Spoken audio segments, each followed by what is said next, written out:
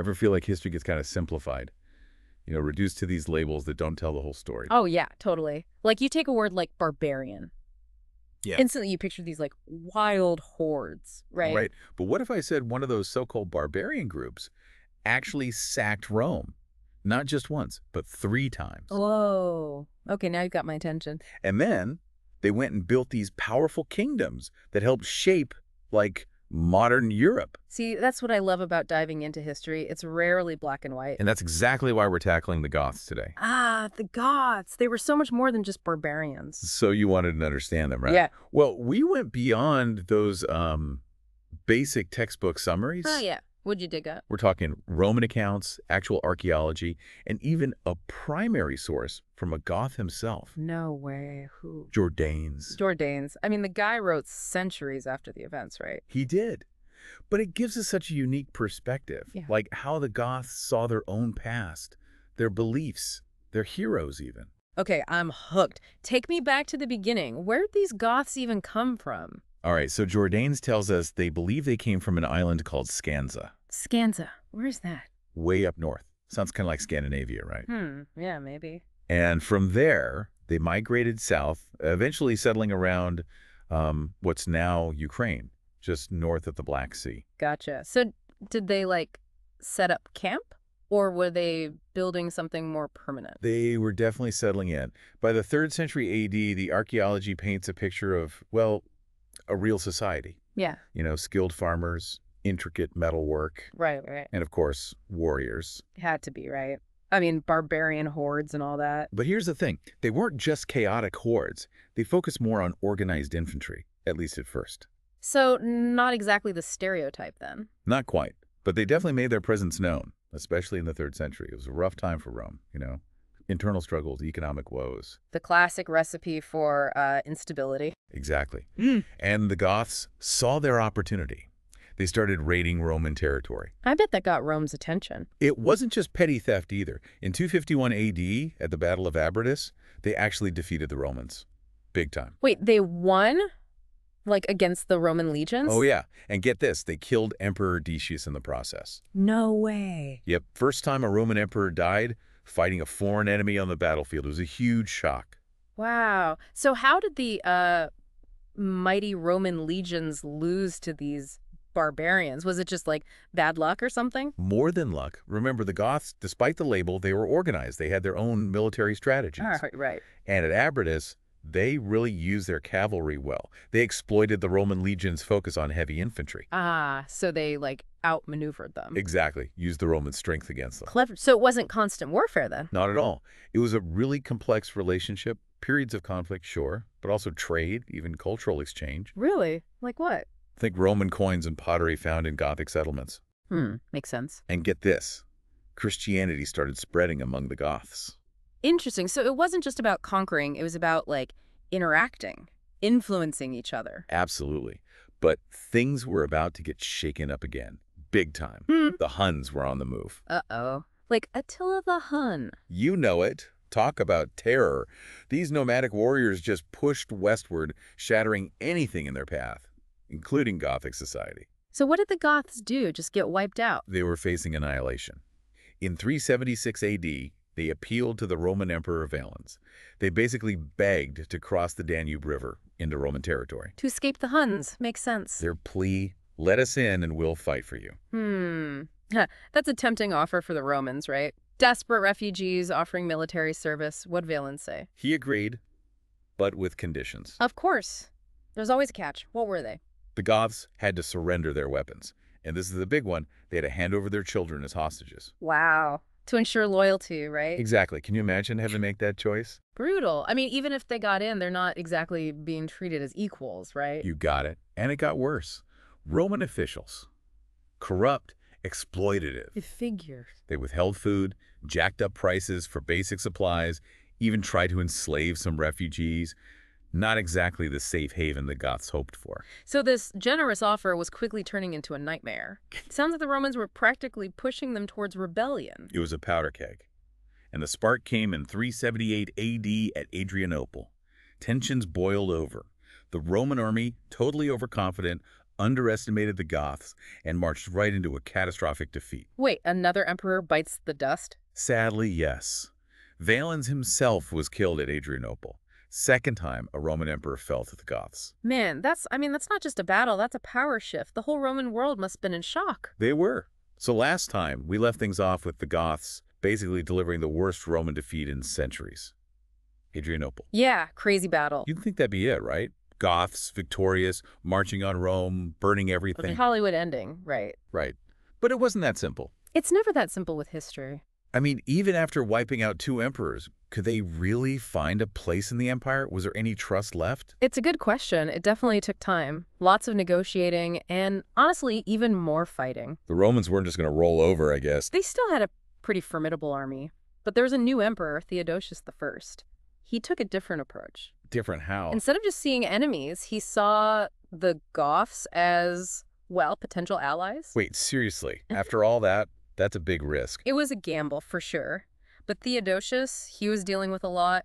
Other groups were pressing on the borders. The empire needed manpower. He needed options. So the Goths went from, like, public enemy #1 to Roman soldiers. Basically, it's kind of wild when you think about it. In 382, Theodosius made a treaty with them, let them settle inside the empire as foederati. It was like a military contract. Goths provide troops, in return they get land, some autonomy. It was complicated. I bet. Imagine the tension, right? Goths who'd been fighting Rome for decades, now fighting for them. Oh, absolutely. Lots of resentment simmering under the surface. They got the worst assignments, sent to the front lines all the time. Some Goths, they embraced Roman culture, rose through the ranks, but others... They felt used. Yeah. Like pawns. Exactly. And that's where Alaric comes in. The guy who eventually sacks Rome. Right. Not once, but 3 times. That's him. But he wasn't just some power-hungry warlord. He was born into Gothic nobility, saw all this firsthand. The alliance, the sacrifices, it shaped him. But so what was the breaking point for him? What made him turn on Rome? Well, there were a few things. But one big one was the Battle of the Frigidus River in 394. Alaric was commanding the Goths, fighting for Theodosius against a rival. And They got slaughtered, heavy casualties. It kind of proved Alaric's point. Goths were being used. Their lives didn't really matter to the Romans. so it was this feeling of betrayal that pushed him over the edge. Pretty much. Theodosius died a year later, and the empire was split between his sons. Honorius in the west, Arcadius in the east. And that caused problems, right? Instability, power vacuum. Alaric saw his chance. He united the Goths, set his sights on Italy. This wasn't raiding anymore. It was a full-on migration. Families, armies, all looking for land, resources, a future without Roman control. Bold move. Taking on the heart of the empire like that. It was. He made demands, land for his people, recognition, a voice in Roman affairs. But Honorius, he was young, inexperienced. He refused to negotiate. And that led to the sack of Rome in 410. It's one of those events that just, like, echoes through history. It does, but it's important to remember it wasn't the total apocalypse some people imagine. Sure, there was violence, looting. But not complete destruction. It was relatively brief, actually, 3 days. And there are accounts that churches, people seeking refuge in them, they were spared. Interesting. So more symbolic than anything. The psychological impact, that was massive. Rome, the eternal city, the heart of the empire, it had been breached. Exposed how vulnerable Rome really was, a whole new era of uncertainty. In Alaric, did he get what he wanted? A homeland for his people? Sadly, no. He died soon after the sack of Rome, his dream unfulfilled. But his actions set off a chain reaction. The Goths, under new leadership, they kept going, searching for that place to call home. And that search led them to, well, a marriage that changed everything. So we were talking about Alaric. Died right after sacking Rome. Kind of a weird ending for a guy who just, pulled off this massive feat. Yeah, almost anticlimactic. But the Goths, they didn't just disappear. That desire for a homeland, for security, it didn't die with Alaric. So what happened? Did they keep fighting? They shifted gears. Yeah. Less outright war, more diplomacy, alliances, and get this, romance. Hold on. Romance. We're talking about the Goths here, right? The guys who just sacked Rome. I know, right? But remember Galla Placidia, Honorius' half-sister? The hostage. Exactly. Super high-ranking, valuable bargaining chip. Right. Political maneuvering, all that. But here's the twist. Alaric's successor, Ataulf, he married her. Married her. The Roman emperor's sister. Wow, that's a statement. It was brilliant, a way of saying, hey, we're not just here to tear things down. We want a place in this world alongside you. So it was a marriage of convenience, sure, but also a message. Did the Romans buy it? It definitely shook things up. The Romans, they were still recovering from the losses, dealing with other threats. They started seeing the Goths differently. More like partners than enemies. Exactly. And it worked. In 418, after years of negotiating, some fighting together against other threats, the Goths got their settlement. Southwestern Gaul, basically what's now southern France. The Visigothic kingdom was born. From refugees to rulers. Just like that. It's amazing, right? Shows how resilient they were, how they could adapt, play the political game, and they kept their own identity, their warrior culture, but now they were governing, making alliances, shaping the future of Europe. So that's the Visigoths. What about those who stayed behind? The ones who didn't go with Alaric? The Ostrogoths. They were stuck under the Huns for a while longer. But when Attila died in 453, the Hunnic Empire crumbled. Opportunity knocks. Exactly. The Ostrogoths, led by Theodoric the Great, they started moving west. And get this, Theodoric had been a hostage in Constantinople, learned a lot about Roman ways. Another hostage turned leader. Seems to be a theme here. It does, doesn't it? Theodoric, he used his knowledge, led the Ostrogoths into Italy. By that point, the Western Roman Empire was falling apart, right? It was. Theodoric saw his chance, established the Ostrogothic kingdom in 493, a new power in the region. So while the Visigoths were in Gaul, the Ostrogoths were taking over Italy. From running for their lives to running their own kingdoms. It's an incredible story. It really is. By the 6th century, the Goths split into those two groups. They controlled a huge chunk of the former Western Roman Empire. They weren't just surviving anymore, they were thriving.